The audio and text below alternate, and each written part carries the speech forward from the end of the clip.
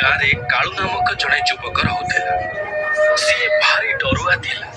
सारा गाँ ताको कालू भाई नुहे बरं डरुआ भाई बोली डाकुथिला।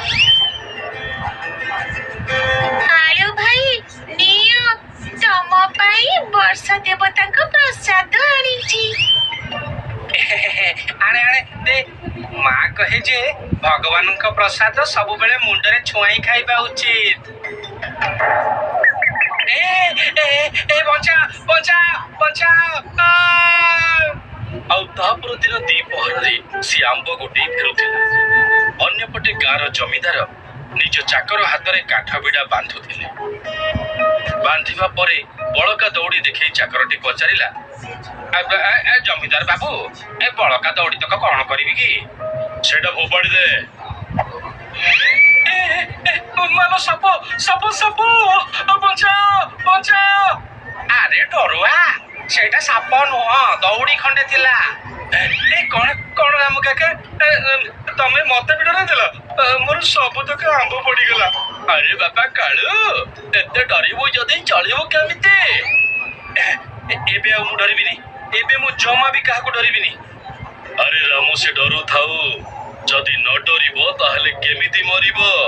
आउ न मरिबो जदि ताहले मु तार अपाठुआ माँ को बोका बनेई ता घर आउ जमी केमिति हड़प करिबी?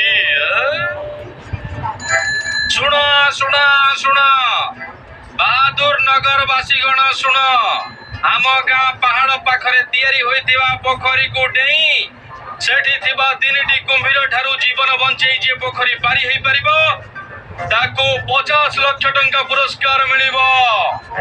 50 लाख? अरे 50 लाख हो कि कोटी टंका हो, तीनटा कुंभीर भीतर को किए नहीं बजे? एई कथाटा गाँव चारिआडे प्रचार हेइगा। आउ गाँव अन्य लोक मानक परी कालू भी एसबू देखिबा पई पोखरी आडको चलिला। अरे कालू भाई देखो देखो तम पाद पाखरे कुंभीर। ए बचा बचा बचा बचा के मते बचा बचा काई कुंभीर कोठी अछि?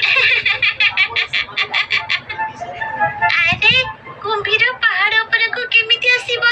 सिए त पोखरी भितरे रहे। एले मते कुहो तमे कोडे जाउछ? पहाड़ ऊपर को जाउची सेई कुंभीर पोखरी रे जो प्रतियोगिता होउची ताको देखिबाकू। आउ जदि कुंभीर को राग लागिबो आउ से पहाड़ ऊपर को आसी तुमको धरि न बताइले मो कथा मानो घर को फेरी जाओ। मते कोन बोका भाबिछ? कुंभीर पहाड़ ऊपर को केमिति आसीबो? सुनिले त जमीदार बाबू ए डरुआर कथा। सुनिली कुंभीर पहाड़ ऊपर को आसी परिबनी सिना, किंतु कालू तो पहाड़ रो पोखरी भीतर को जाई परिबो ना। ताले बंधुगण जेमिति कि आपण माने जानि चंती आम मंत्री महाशय वाइल्ड लाइफ करो भारी शौकिया, तेणु सीए ए पोखरी रे डेई जे कुंभीर मानक ठारू बंची जाई पारिबो ताकू 50 लाख टंकार पुरस्कार देबा पई घोषणा करिसंती। तेणु जो माने ए प्रतियोगिता रे भाग नेबा पई इच्छुक से माने पोखरी भीतर को डेई पहरी पहरी पोखरी पारी करंतु। अरे खाली गाँव रो नाटा बहादुरपुर ना कोन? एठी केही बहादुर नाहंते कि? केही अछ? ओ ताहले बहादुरपुर रे जणे बहादुर अछि। हम शत्रु तो गला, एबे यार अपाठुआ मार घर जमी बाड़ी सबु हमर। अरे अरे किए मते ठेली देला? एबे तो मते बंचीबा पई केही भी आसीबेनी। शीघ्र शीघ्र पळै जाए। बचाओ बचाओ। ताहले बंधुगण बहादुरपुर रो ये प्रकृत बहादुर मो तरफ मु यांको 50 लाख टंकार पुरस्कार दउछि। तापरे पुरस्कार बाबदर चेक धरी कालू जेते बेले घरे पहुंचिला ता आश्चर्य हेइगा। बारी बाबा तू तो सत्य कहिथिलु जे दिने एमिति साहसिकतार काम करिवो जे समस्ते आखि फाड़ी चाहि रहिबे। सतरे समस्ते आश्चर्य हेइ गले। एले एक कथा कहिल बाबा तू तो छोट छोट जिनिस को डरी जाउथिलु, एबे तीनिटा कुंभीर पाखकू केमिति डरी पड़िलु? सत कहबी माँ मु डेई नथिली, କେହି ଜଣେ ମତେ ଠେଲି ଦେଇଥିଲା ଆଉ ତାପରେ ଯେବେ ମୁଁ ବୁଝିଗଲି ଯେ ଏବେ ମୁଁ ଆଉ ବଞ୍ଚିବିନି ତାପରେ ମୁଁ ପହଁରିବା ପାଇଁ ମୁଁ ମୋର ସବୁ ବଳ ଲଗେଇଦେଲି ଆଉ ମୁଁ ବଞ୍ଚିଗଲି। ଦେଖିଲେ ତ ପୁଅ, ଏଇ କଥା ହିଁ ତ ମୁଁ ତତେ ସବୁବେଳେ ବୁଝେଇ ଆସୁଛି ଯେ ସବୁ ମଣିଷ ପାଖରେ ଶକ୍ତି ସବୁବେଳେ ରହିଥାଏ। ବାସ୍ ସେ କେବଳ ଆତ୍ମବିଶ୍ୱାସର ସହିତ ତାକୁ ବ୍ୟବହାର କରିବା ଦରକାର।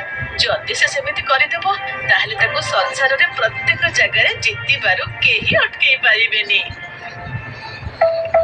ଶାଶୁକୁ ଦେଲା ବିଷ। ତୁଳସୀର ତା ଶାଶୁ ସହିତ ପଡୁନଥିଲା। ଶାଶୁର ଅଭ୍ୟାସ ଥିଲା ତାର ସବୁ କାମରେ ଖୁଣ ବାହାର କରିବା। ହେଲେ ବୋହୂ ବି କିଛି କମ୍ ନଥିଲା। ତାର ବି ଅଭ୍ୟାସ ଥିଲା ଶାଶୁଙ୍କୁ ତାଙ୍କ ଯୁଗର କଥାକୁ ଆଜିର ବିଜ୍ଞାନ ଯୁଗ ସହିତ ଯୋଡ଼ି ମିଛ ପ୍ରମାଣିତ କରିବା। ଏଇ କାରଣ ଯୋଗୁଁ ଦୁହିଁଙ୍କ ଭିତରେ କେବେ ପଡୁନଥିଲା, କିନ୍ତୁ ବାଧ୍ୟ ହେଇ ଏକାଠି ରହୁଥିଲେ। ବୋହୂ, ଏ ବୋହୂ, ଆଲୋ କୋଉଠି ମରିଗଲୁ? ଖୁସି ହୁଅନି, ଏବେ ମୁଁ ବଞ୍ଚିଛି। ହଁ, ଏ କଥା ତ ମୁଁ ଜାଣିଛି। ମତେ ନ ମାରିକି ତୁ କଣ ମରିବୁ? ଏତେବେଳେ ଯାଏ କୋଉଠି ଥିଲୁ? ମୋର ଚା ପିଇବା ସମୟ ହେଇଗଲାଣି। ନା ଚା ଠିକ ସମୟରେ ମିଳୁଛି ନା ଜଳଖିଆ। ଆଉ ଭାତ, ସେ କଥା ତ ଭାବିବା ହିଁ ବେକାର। କେଜାଣି କଣ ସବୁ ଶିଖେଇକି ତୋ ମା ବାପ ଘରୁ ପଠେଇଛି ତତେ। ଦେଖ, ମୁଁ କହିଦଉଛି ମୋ ବାପ ଘର ନାଁ ତମେ ଧରିବନି। ହେଲୋ ମା, ଦେଖ କେମିତି କଥା କହି ଚାଲିଛି। କେବଳ କଥା ନୁହଁ, ଗୋଡ ହାତ ବି ମୋର କାମ କରେ। ହାୟ ହାୟ, ତୁ କଣ ମତେ ମାରିବୁ ବୋଲି ଧମକ ଦଉଛୁ? ଆଜି ଆସୁ ମୋ ପୁଅ। ହାତ ଗୋଡ କାମ କରେ ମାନେ ପରିଶ୍ରମ କରେ। ହେଲେ ତମେ କଣ ବୁଝିବ? ନିଜେ ଯେମିତି ସେମିତି ହିଁ ବୁଝିବ। କଣ କହିଲୁ? ମୁଁ କଳିହୁଡି? ହଁ ହଁ, 1 ନମ୍ବର କଳିହୁଡି, କଜିଆ ଘୋରଣୀ ନାଟେଇ। ଯାଅ ଏଠୁ। ରାତିରେ ମାଙ୍କ ଅଭିଯୋଗ ଶୁଣି ପୁଅ ବୋହୂକୁ ଟିକେ ବୁଝେଇ କହିଲେ ବୋହୂ ଏକା ବେଳେକେ ରାଗିଯାଏ। ଆସୁ ଆସୁ ମୋ ଉପରେ ଦୋଷ। ମାଠୁ ଶୁଣି ଆସି ଏବେ ମତେ ଶୁଣେଇବା ଆରମ୍ଭ ହେଇଗଲା। ସତ କଥା, ଆମ ଝିଅ ମାନଙ୍କ ଜୀବନ ହିଁ ବେକାର। ତମେ କଣ ଭାବୁଛ ତମ ଦି ଜଣଙ୍କ ଝଗଡାରେ କେବଳ ମାର ହିଁ ଭୁଲ ଅଛି? ଏବେ କଣ ମୁଁ ମୁଣ୍ଡ ପିଟିକି କହିବି? ତାହେଲେ ଗୋଟେ କାମ କରିବା, ତମେ ମାକୁ ସ୍ଲୋ ପଏଜନ ଦେଇ ମାରିଦିଅ। Slow poison? ହଁ, ସ୍ଲୋ ପଏଜନ। ଏଥିରେ ଅନ୍ୟକୁ ଧୀରେ ଧୀରେ ବିଷର ଡୋଜ ଦିଆଯାଇଥାଏ। 8-10 ଦିନ ପରେ ଯେବେ ଡୋଜ ପୁରା ହେଇଯାଏ ସେ ମନକୁ ମନ ମରିଯାଇଥାଏ। ହଁ, ଏଇଟା ଠିକ ହବ, ମୁଁ ଦେଇଦେବି। ତମେ ବିଷ ନେଇ ଆସ। କିନ୍ତୁ ବିଷ ଦେବା ପାଇଁ ଗୋଟେ ସର୍ତ୍ତ ଅଛି। ଯେ ପର୍ଯ୍ୟନ୍ତ ମା ନ ମରିଛି ତମକୁ ମା ସହିତ ବହୁତ ଭଲ ବ୍ୟବହାର କରିବାକୁ ହବ। ତାର ପୁରାପୁରି ଯତ୍ନ ନେବାକୁ ପଡିବ। ଚା, ଜଳଖିଆ, ସେଜ ପାରିବା ସବୁ ଠିକ ଟାଇମରେ କରିବାକୁ ହବ। କାହିଁକି? ଆରେ ତମେ ମା ସହିତ ଭଲ ବ୍ୟବହାର କରୁଥିବାର ଦେଖି କାହାର ବି ସନ୍ଦେହ ହବନି ଯେ ତମେ ମାକୁ ବିଷ ଦେଇଥିବ। ଏ ପ୍ରକାରେ ତମେ ପୁଲିସ ପାଖରୁ ବଞ୍ଚିଯିବ। ତମକୁ ଯଦି ଜେଲ ହେଇଯାଏ ତାହେଲେ ମୋର କଣ ହବ? ଆଉ ତା ପରଠୁ ବୋହୂ ସତ ସତିକା ଶାଶୁଙ୍କ ସେବା କରିବାର ନାଟକ ଆରମ୍ଭ କରିଦେଲା। ମା, ଏଇ ନିଅନ୍ତୁ। ନିଅନ୍ତୁ? ଏତେ ଆଦରରେ? ତେବେ ନିଶ୍ଚୟ ଏଥିରେ ବିଷ ମିଶେଇକି ଆଣିଥିବୁ। ବିଷ? ତାହେଲେ ଠିକ ଅଛି, ଏ ବିଷ ମୁଁ ପିଇ ଦଉଛି। ଆରେ ଆରେ ଆରେ ଆରେ, ବାଃ, କେତେ ସୁଆଦିଆ ଥିଲା। ହେଲେ ଏଥିରେ ବିଷ ଥାନ୍ତା କି ତୁ ପିଇକି ମରିଯାଇଥାନ୍ତୁ। ଯା, ଆଉ କପେ ନେଇକି ଆ ମୋ ପାଇଁ। ମୁଁ ଜାଣିଥିଲି ଏ ବୁଢୀ ଏମିତି ହିଁ କହିବ, ହେଲେ ଆଜି ପରଠୁ ସେ ସବୁ କହିବା ପାଇଁ ନଥିବ। ମା, ମା, ଏ ସେଜ ମୁଁ ପାରି ଦେଇଛି। ଆଉ ୟା ତଳେ କଣ୍ଟା ବିଛାଇ ଦେଇନୁ ତ? ଇ କଣ କହୁଛନ୍ତି ମା? ଆପଣ ଥକି ଯାଇଥିଲେ ସେଥିପାଇଁ ମୁଁ ସେଜ ପାରିଦେଲି। ଆସନ୍ତୁ, ଆପଣଙ୍କ ଗୋଡ ଘଷିଦେବି। ତୋ ଦେହ ତ ଭଲ ଅଛି ନା? ମୋ ଦେହ ତ ଭଲ ଅଛି, ହେଲେ ଏବେ ଆପଣଙ୍କ ଦେହ ସବୁଦିନ ପାଇଁ ଠିକ ହବାକୁ ଯାଉଛି। ଆପଣ ଅଯଥାରେ ସବୁବେଳେ ମୋ ଉପରେ ରାଗୁଛନ୍ତି। ଆଚ୍ଛା ହଉ, ଆପଣ ଏବେ ଶୋଇଯାଆନ୍ତୁ। ସକାଳେ ମୁଁ ଆପଣଙ୍କୁ ୱାକିଂ ପାଇଁ ନେଇଯିବି। ଆଉ ତା ପରଦିନ ସତକୁ ସତ ସକାଳୁ ବୋହୂ ଶାଶୁକୁ ଆଦରରେ ଉଠେଇ ୱାକ୍ ପାଇଁ ନେଇକି ଗଲା। ଫେରିବା ପରେ ଉଷୁମ ପାଣିରେ ଶାଶୁଙ୍କ ଗୋଡକୁ ଧୋଇଦେଲା। ଆଉ ତାପରେ ଫଳରସ ଗ୍ଲାସରେ ବିଷ ମିଶେଇ ନେଇ ବଡ ଆଦରରେ ଶାଶୁଙ୍କୁ ପିଆଇ ଦେଲା। ବୋହୂ ଏତେ ଆଦରର ସେବା କରୁଥିବା ଦେଖି ଶାଶୁ ଚିନ୍ତାରେ ପଡିଗଲେ। ଲୁଚି ଲୁଚି ଏସବୁ ଦେଖୁଥିବା ପୁଅ ଇସାରା କରି ବୋହୂକୁ ପଚାରିଲା, ଆଉ ସିଏ ବି ଠିକ ଅଛି ବୋଲି ଇସାରା କରି କହିଲା।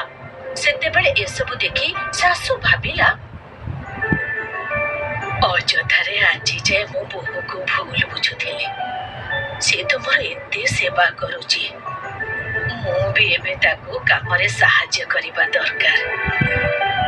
ଆଉ ତାପରେ ଶାଶୁ ବୋହୂକୁ କାମରେ ସାହାଯ୍ୟ କଲେ। ସକାଳୁ ଉଠି ଦୁହେଁ ୱାକିଂ ପାଇଁ ଯାଆନ୍ତି। କଥା କଣ ମା, ଆଜି ତମେ ଖାଇବାକୁ ବାଢୁଛ? ଆରେ ବହୁ ଦିନ ସାରା କାମ କରି କରି କେତେ ଥକି ଯାଉଛି। ବସ ବୋହୂ, ନେ ଖାଇଦେ ଏବେ ତ। ତୁ ଜାଣିଛୁ ପୁଅ, ଆଜିକାଲି ବୋହୂ ବହୁତ କାମ କରୁଛି। ମିଛ କଥା ମା, ମୁଁ ଏକା କୋଉଠି କରୁଛି? ଆପଣ ବି ତ ମୋ କାମରେ ମତେ ସାହାଯ୍ୟ କରୁଛନ୍ତି। ଏକଥା ଭାବିନିଅ ଯେ ଘରେ ଯେତେ କାମ ହଉଛି ସବୁଥିରୁ ଅଧା କାମ ତ ମା ହିଁ କରୁଛନ୍ତି। ଆରେ କିନ୍ତୁ କଠିନ କାମ ତ ସବୁ ତୁ କରୁଛୁ ନା। ଲୁଗା ଧୋଇବା, ତାକୁ ଚୁପୁଡିବା, ମୁଁ ତ ଖାଲି ଶୁଖେଇ ଦଉଛି ବାସ୍। ତୁ ରୋଷେଇ କରୁଛୁ, ମୁଁ ତ ଖାଲି ପରିବା କାଟି ଦଉଛି। ମତେ ୱାକିଂ ପାଇଁ ନେଇ ଯାଉଛୁ, ଆସିବା ପରେ ଉଷୁମ ପାଣିରେ ମୋ ଗୋଡ ବୁଡେଇ ଦଉଛୁ। ମତେ ଠିକ ସମୟରେ ଚା, ଜୁସ୍, କ୍ଷୀର ବି ଦଉଛୁ। ରାତିରେ ମୋ ସେଜ ପାରି ଦଉଛୁ, ମୋ ଗୋଡ ଘଷି ଦଉଛୁ। ମୋ ପାଇଁ କେତେ କଣ କରୁଛୁ ତୁ। ପ୍ରତିଦିନ ପରି ରାତିରେ ବୋହୂ କ୍ଷୀର ଗ୍ଲାସରେ ମିଶେଇବା ପାଇଁ ବିଷ ପକେଟଟି ଖୋଲିଲା। ପକେଇବା ପାଇଁ ଚାହିଁଲା କିନ୍ତୁ ରହିଗଲା। ଆଉ ପକେଟଟି ରଖିଦେଇ ଖାଲି କ୍ଷୀର ଆଣି ଶାଶୁଙ୍କୁ ପିଇବାକୁ ଦେଲା। ତାପରେ ରାତି ସାରା ବୋହୂକୁ ନିଦ ହେଲାନି। ସେ ଅନ୍ୟ ମନସ୍କ ଥିବା ଦେଖି ତା ସ୍ୱାମୀ ପଚାରିଲେ, କଣ ହେଲା? ବଡ ଟେନ୍ସ ଲାଗୁଛ? ଆରେ ଏବେ ତ ଆମ ଚିନ୍ତା ଦୂର ହେବାକୁ ଯାଉଛି। ଆଜି ଅଷ୍ଟମ ଦିନ, ମାର ସ୍ଲୋ ପଏଜନ ଡୋଜର ଶେଷ ଦିନ। କାଲି ସକାଳେ ମା ଉଠିବନି। ନାଇଁ ନାଇଁ, ଏମିତି କୁହନି ତମେ। ଆରେ ମୁଁ ନ କହିଲେ ବି କାଲିର ସକାଳ ଆଉ ମାର ଶବ ତମକୁ ଏଇ କଥା କହିବ। ନାଇଁ ନାଇଁ ପ୍ଲିଜ, ମା ବହୁତ ଭଲ, ମତେ କେତେ ସାହାଯ୍ୟ କରୁଛନ୍ତି। ପ୍ରତ୍ୟେକଟି ମୁହୂର୍ତ୍ତରେ ମୋ କାନ୍ଧରେ କାନ୍ଧ ମିଶାଇ ଚାଲୁଛନ୍ତି। ପ୍ଲିଜ ତାଙ୍କୁ ବଞ୍ଚେଇ ଦିଅ, ପ୍ଲିଜ। କେମିତି ବଞ୍ଚେଇ ଦେବି? ଆଜି ବିଷ ଦବାର ତ ଶେଷ ଦିନ, ଆଉ ତା ଛଡା ତମେ ହିଁ ତ କହିଥିଲ। ଆରେ ମୁଁ ଯଦି କହିଦେଲି ତମେ କଣ ମାନିଯିବ କି? ଯାହା ହେଲେ ବି ତମେ ତ ତାଙ୍କର ପୁଅ। ମୋର ଭୁଲ ହେଇଗଲା, କିନ୍ତୁ ତମେ ସେ ଭୁଲକୁ ପ୍ରୋତ୍ସାହନ ଦେଲ କାହିଁକି? ଆରେ ବୋହୂ ଏମିତି ପାଟି କରୁଛି କାହିଁକି? ପ୍ଲିଜ ଏମିତି କିଛି କର ଯାହା ଦ୍ୱାରା ମାଙ୍କ ଉପରେ ବିଷର କୌଣସି ପ୍ରଭାବ ପଡିବନି। ମୁଁ ମାଙ୍କୁ ଚିହ୍ନିବାରେ ଭୁଲ କରିଦେଇଛି। ପ୍ଲିଜ ପ୍ଲିଜ, ମୁଁ ମାଙ୍କ ବିନା ବଞ୍ଚି ପାରିବିନି। ଯଦି ମାଙ୍କର କିଛି ହେଇଯାଏ ନା, ତାହେଲେ ମୁଁ ବି ମୋ ଜୀବନ ଦେଇଦେବି। ପ୍ଲିଜ ପ୍ଲିଜ କିଛି କର ନା। ଚିନ୍ତା କରନି, ମାର କିଛି ହବନି। ସେଇଟା ବିଷ ନଥିଲା, ଗ୍ଲୁକୋଜ ପାଉଡର। ଯଦି ମୁଁ ତମକୁ ମା ସହିତ ଭଲରେ କଥା ହେବା ପାଇଁ କହିଥାନ୍ତି, ତେବେ ତମେ ତ ମୋ କଥା ମାନିନଥାନ୍ତ। ଆଉ କହିଥାନ୍ତ ମୋ ତରଫରୁ କାହିଁକି ଆରମ୍ଭ କରିବି? ତମେ ମାଆକୁ ବୁଝାଅ। ଆଉ ମାଆକୁ ଯଦି ବୁଝେଇଥାନ୍ତି ତାହେଲେ ସିଏ ବି ମାନିନଥାନ୍ତା। ସେଥିପାଇଁ ମୁଁ ଏଇ ରାସ୍ତାଟା ଆପଣେଇଲି। ଆଉ ଦେଖିଲ, ତମେ ମା ସହିତ ଭଲ ବ୍ୟବହାର କରିବା ଆରମ୍ଭ କଲ, ତ ମା ବି ତମକୁ ଭଲ ବ୍ୟବହାର କରିବା ଆରମ୍ଭ କରିଦେଲା। ବାସ୍, ଏବେ ଏଇ ବ୍ୟବହାର ତମେ ଏମିତି ଜାରି ରଖିବ। ଓହୋ, ତମେ କେତେ ଭଲ। ସତରେ ମାଙ୍କର କିଛି ହବନି ନା? କଣ ହେଲା ବୋହୂ, ତୁ ଏତେ ଜୋରେ ପାଟି କରୁଛୁ କାହିଁକି? ସବୁ ଠିକ ଅଛି ତ? ହଁ ମା, ସେ କଣ କି?